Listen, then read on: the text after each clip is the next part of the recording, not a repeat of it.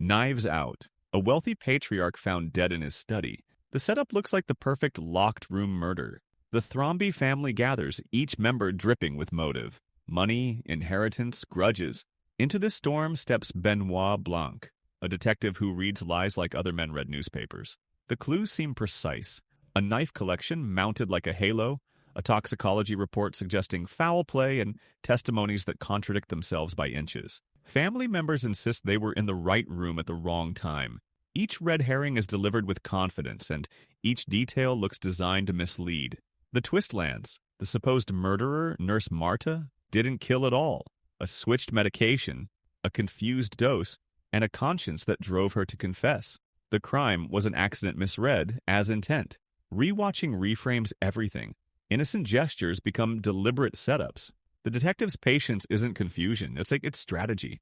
The knives, the blood, the inheritance squabbles, all props in a theater of greed, proving the perfect murder isn't about killing cleanly.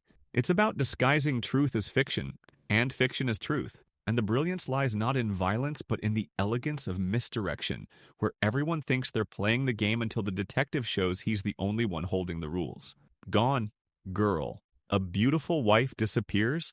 A husband looks guilty. And the setup plays like a true crime saga ripped from headlines. Nick Dunn is surrounded by police suspicion and media frenzy. Every smile looks forced, every alibi sounds brittle, and the camera lingers on his awkward body language as neighbors whisper. The clues pile high. A diary that chronicles fear and paranoia, hidden envelopes leading investigators step by step, a kitchen staged with traces of blood wiped too clean. The evidence doesn't just suggest guilt, it screams it. The audience shares the suspicion, building a perfect cage around Nick. The twist lands halfway through. Amy is alive. She masterminded her own disappearance, scripting the case like a novelist writes a bestseller. She bleeds herself with a box cutter, plants faked evidence, stages threats. Every newspaper headline becomes part of her artwork. Rewatching reframes the marriage as theater. Nick isn't a monster, but he isn't innocent either. Amy isn't a victim, but an architect who weaponizes narrative itself, proving that the perfect murder doesn't need a corpse. It only needs belief, a story convincing enough that police, press, and public become accomplices. And the murder here is symbolic, a demolition of identity, and the perfection lies in how thoroughly the world falls for it. Primal fear. An altar boy stands accused of slaughtering an archbishop, set up for a morality play in a courtroom. Attorney Martin Vale sees a case that will define his career, defending a fragile, stuttering boy who swears he cannot remember the crime. The audience, like the jury, leans toward pity. The clues deepen the illusion. Aaron blacks out during questioning. A violent alternate personality named Roy emerges in sudden fits, cursing and confessing.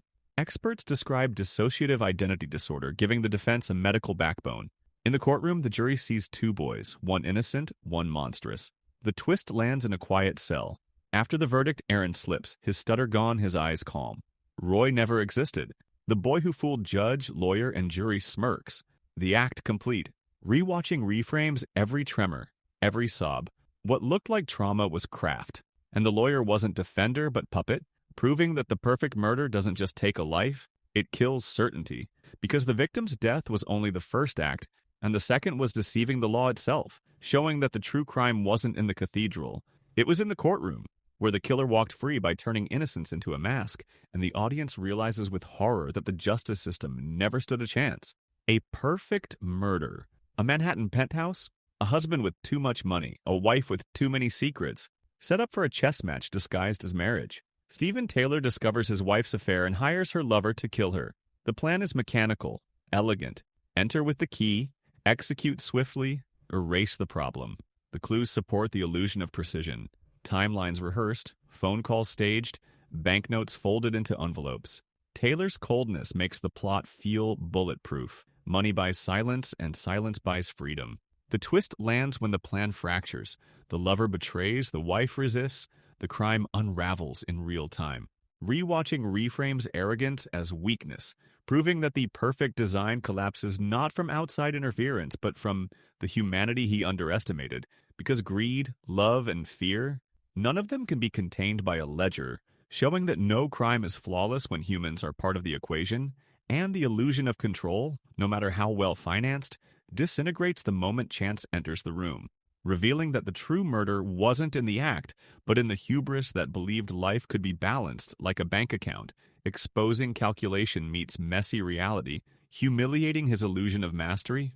Match point, London high society, glittering wealth, cold elegance, and an outsider desperate to belong. Chris Wilton, a failed tennis pro, slips into privilege but finds his affair threatening the empire he's built. The setup is desire colliding with desperation. The clues track the descent. A gun hidden in a pocket, a rendezvous in an isolated flat, a lover's demands pushing him toward exposure.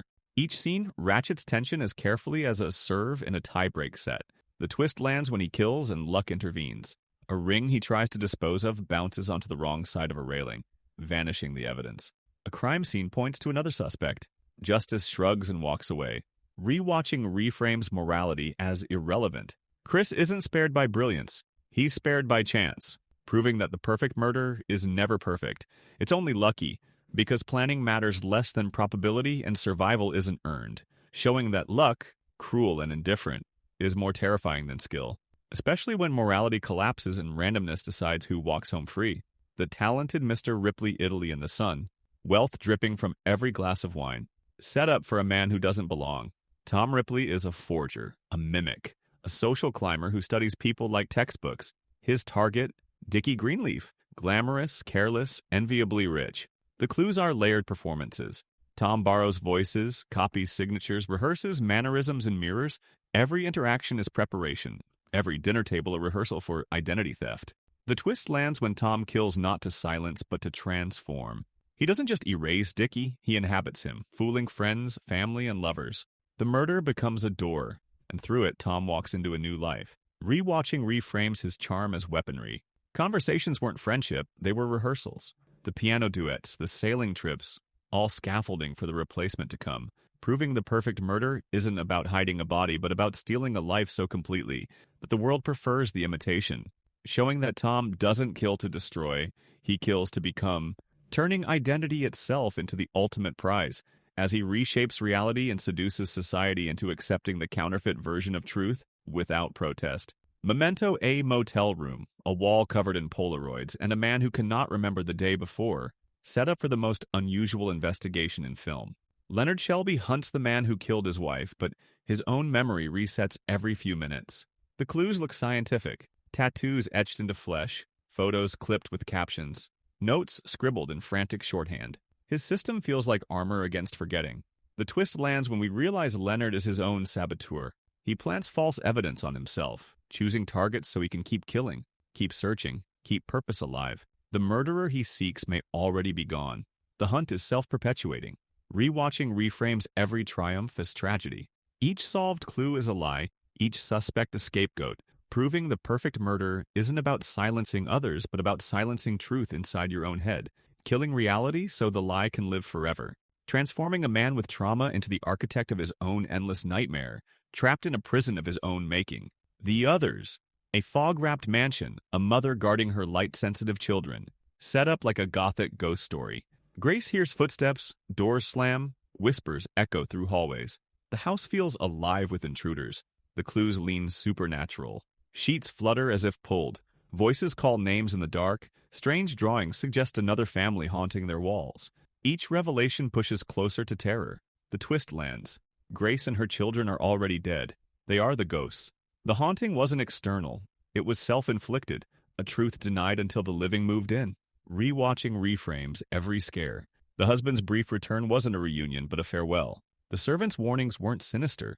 They were pity. Every moment was the dead refusing to believe they were dead, proving the perfect murder is psychological blindness, because the violence is invisible. The weapon is denial, and the victims are their own killers with the perfection lying in silence. No body to find, no culprit to blame. Only a family trapped forever in the lie they told themselves, suffocating in their own refusal to accept the simplest truth.